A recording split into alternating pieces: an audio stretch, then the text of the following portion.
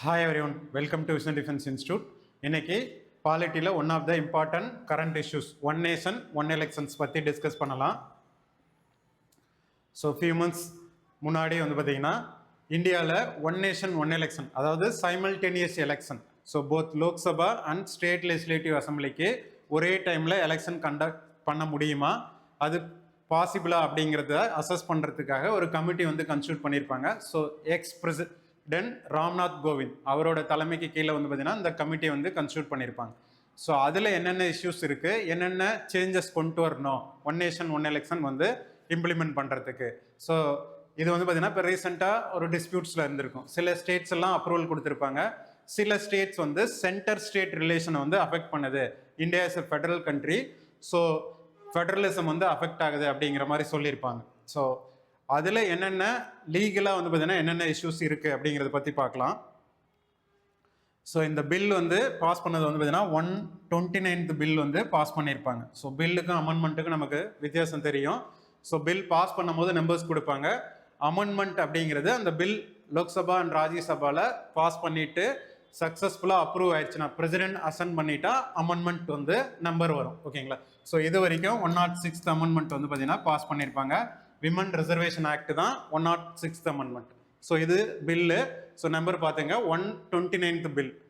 So இதுக்கு அடுத்து பார்த்தீங்கன்னா ஸோ இது எங்கெங்கே அப்ளிகபிள் ஆகும் அப்படிங்கிறது பார்த்தீங்கன்னா state and union territory plus பார்த்தீங்கன்னா central. So MP and MLA elections சைமல்டேனியஸாக கண்டக்ட் பண்ண முடியுமா அப்படிங்கிறதா இந்த பில்லில் இருக்கிற ப்ரொவிஷன்ஸ். ஸோ இதில் பார்த்தீங்கன்னா applies only to parliament and state legislative assembly. So இதில் நோட் பண்ண வேண்டியது எக்ஸ்க்ளூடிங் முனிசிபல் கார்பரேஷன். ஸோ அவங்களுக்கு பார்த்தீங்கன்னா இந்த பில் அப்ளிகபிள் ஆகாது.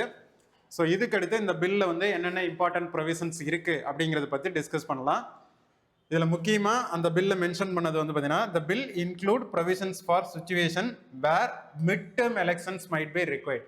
ஸோ இப்போ ஏன் அப்படின்னா இந்த சைமல்டேனியஸ் எலெக்ஷன் இனிஷியலாக இம்ப்ளிமெண்ட் பண்ணியிருப்பாங்க. இது பார்த்தீங்கன்னா இந்தியாவில் புது ப்ராசஸ் கிடையாது.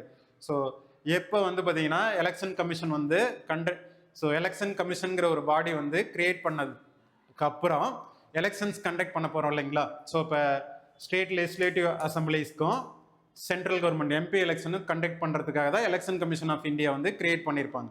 ஸோ அந்த பர்பஸ் கிரியேட் பண்ணும் போதே பார்த்தீங்கன்னா சைமல்டேனியஸ் எலெக்ஷன்ஸ் கண்டக்ட் பண்ணியிருப்பாங்க. ஸோ 1950லேருந்து ஒரு சர்டன் இயர்ஸ் வரைக்கும் சைமல்டேனியஸ் எலெக்ஷன் கண்டக்ட் பண்ணியிருப்பாங்க.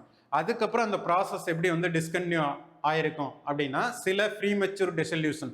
ஸோ இதர் சென்ட்ரல்லையோ இல்லை ஸ்டேட்லேயோ பார்த்தீங்கன்னா அந்த 5 years டேர்ம் முடியாமல் முன்னாடியே பார்த்தீங்கன்னா டிசால்வ் பண்ணியிருப்பாங்க.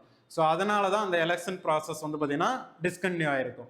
ஸோ இப்போ ப்ரெசன்ட் சுச்சுவேஷனில் அது பேசிபிளா அப்படிங்கிறதுக்காக தான் பார்த்தீங்கன்னா இப்போ இந்த கமிட்டி கீழே பார்த்தீங்கன்னா என்னென்ன சேஞ்சஸ் கொண்டு வரணும் அப்படிங்கிறத அசஸ் பண்ணியிருப்பாங்க.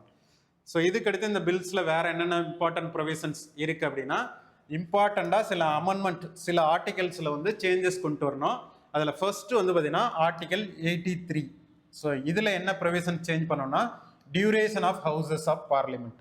ஸோ இப்போ நான் சொன்னேன் இல்லைங்களா, மிட் டேர்ம் இப்போ ஒரு திடீர்னு எங்கேயாவது ஒரு ஸ்டேட்டில் பார்த்தீங்கன்னா 3 yearsலேயே பார்த்தீங்கன்னா முடிஞ்சிருச்சு, ஏதாவது டிசால்வ் பண்ணிட்டாங்க அப்படின்னா திரும்ப பார்த்தீங்கன்னா எலெக்ஷன் கண்டக்ட் பண்ணுறாங்க அப்படின்னா ரிமைண்டர் பீரியட் பார்த்தீங்கன்னா இதுக்கு முன்னாடி மாதிரி 5 years கிடையாது, மீதி இருக்கிற அந்த 2 வருஷம் தான் பார்த்தீங்கன்னா அடுத்து வரவங்க இங்கே பார்த்தீங்கன்னா ரூல் பண்ண முடியும். ஸோ இந்த மாதிரி ஒரு ப்ரொவிஷன் பார்த்தீங்கன்னா சேஞ்ச் பண்ணியிருப்பாங்க.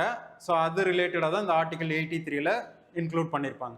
அதுக்கடுத்து ஆர்டிகல் 172 இது எது ரிலேட்டடா அப்படின்னா சேம் தான், டியூரேஷன் ஆஃப் ஸ்டேட் லெஜிஸ்லேச்சர்.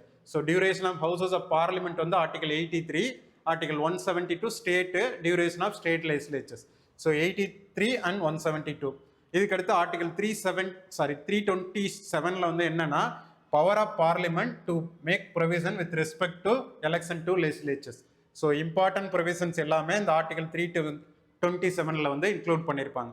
இதுக்கடுத்து புதுசாக ஆர்டிகல் 82A இன்செர்ட் பண்ண போகிறாங்க. இது என்னென்ன அப்படின்னு பார்த்தீங்கன்னா கிளாஸ் 1 to 6ல் சைமல்டேனியஸ் எலெக்ஷன் அது ரிலேட்டடாக என்னென்ன டெஃபினேஷன் அப்படிங்கிறதெல்லாம் பார்த்தீங்கன்னா இந்த 82Aல தான் இன்க்ளூட் பண்ண போகிறாங்க. ஸோ இதுக்கடுத்து ஸோ இந்த சேஞ்சஸ் ரிலேட்டடாக யார் யாருக்கு ரோல் இருக்குது அப்படிங்கிறது பார்த்தீங்கன்னா எலெக்ஷன் கமிஷனோட ரோல் நமக்கு தெரியும். So conducting simultaneous election. So அதுக்காக சில ப்ரொவிஷன்ஸ் இன்க்ளூட் பண்ணியிருப்பாங்க. இதுக்கடுத்து நார்மலாக வந்து பார்த்தீங்கன்னா ஒரு புது ப்ரொவிஷன்ஸ் கொண்டு வராங்கன்னா டெஃபினேஷன் வந்து இன்க்ளூட் பண்ணுவாங்க. ஃபார் எக்ஸாம்பிள் ஜிஎஸ்டி வந்து இன்ட்ரடியூஸ் பண்ணும்போது ஜிஎஸ்டினா என்ன, கூட்ஸ் அண்ட் சர்வீஸ் டேக்ஸ், அதை பற்றியான டெஃபினேஷனை வந்து பார்த்தீங்கன்னா சேஞ்ச் பண்ணியிருப்பாங்க, இன்க்ளூட் பண்ணியிருப்பாங்க, சில ப்ரொவிஷன்ஸ்லாம் சேஞ்ச் பண்ணியிருப்பாங்க. அதே மாதிரி தான் சைமல்டேனியஸ் எலெக்ஷன்னா என்ன, இது யார் யாருக்கு அப்ளிகபிள் அப்படிங்கிற டெஃபினேஷன் வந்து பார்த்தீங்கன்னா இதில் வந்து இன்க்ளூட் பண்ணியிருப்பாங்க. ஸோ இதுக்கடுத்து என்னென்ன எக்ஸப்ஷன்ஸ் கிளாஸஸ்லாம் இருக்குது, எங்கே வந்து பார்த்தீங்கன்னா இந்த ப்ரொவிஷன்ஸ் வந்து அப்ளிகபிள் ஆகாது அப்படிங்கிறதா நெக்ஸ்ட் இதில் வந்து எக்ஸப்ஷன் கிளாஸில் வந்து ஆட் பண்ணியிருப்பாங்க. ஸோ இதுக்கடுத்து டைம்லைன். ஸோ நான் சொன்னது தான் டியூரேஷன்ஸ் வந்து பார்த்தீங்கன்னா 5 இயர்ஸ்னு ஃபிக்ஸ் பண்ணியிருக்காங்கன்னா இதுக்கடுத்து வந்து பார்த்தீங்கன்னா ப்ரீமெச்சூராக டிசால்வ் ஆயிடுச்சுன்னா அந்த ரிமைண்டர் பீரியட் தான் அவங்க வந்து எதர் ஸ்டேட்டாக இருந்தாலும் சென்ட்ரலாக இருந்தாலும் அந்த ரிமைண்டர் பீரியட் தான் ரூல் பண்ண முடியும் அப்படிங்கிற ஒரு ஸ்பெசிஃபிக் கிளாஸ் வந்து பார்த்தீங்கன்னா இன்க்ளூட் பண்ணியிருப்பாங்க. ஸோ இதுக்கடுத்து இது யார் யாருக்கு அப்ளிகபிள் ஆகும், அந்த அட்ஜஸ்ட்மெண்ட் ரிலேட்டடாக வந்து பார்த்தீங்கன்னா அலைன்மெண்ட் ஆஃப் டிஃபர்டு எலெக்ஷன்ஸ் அப்படிங்கிற ஒரு டெஃபினேஷனை வந்து இன்க்ளூட் பண்ணியிருப்பாங்க. ஸோ இதெல்லாம் வந்து பார்த்தீங்கன்னா நான் ஏற்கனவே சொன்னது தான். ஸோ ரிமைண்டர் பீரியட் தான் வந்து பார்த்தீங்கன்னா அவங்க கண்டினியூ பண்ண முடியும். ஸோ இது article 327. So conducting simultaneous elections அது ரிலேட்டடான ப்ரப்போசல்ஸ்லாம் இந்த ஆர்டிகல் 327 தான் இன்க்ளூட் பண்ணியிருப்பாங்க.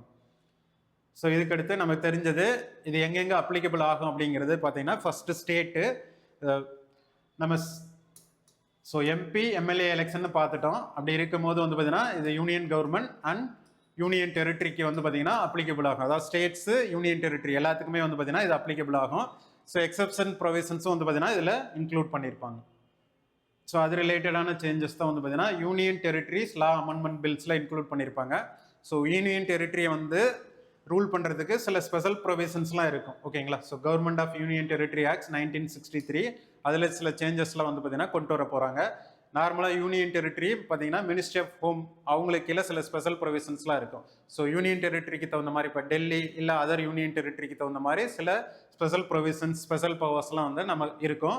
பிரசிடென்ட் கவர்னருக்கு கீழே சில ஸ்பெஷல் பவர்ஸ் இருக்கும். ஸோ அதுலலாம் வந்து பார்த்தீங்கன்னா சில சேஞ்சஸ் வந்து கொண்டு வர போகிறாங்க.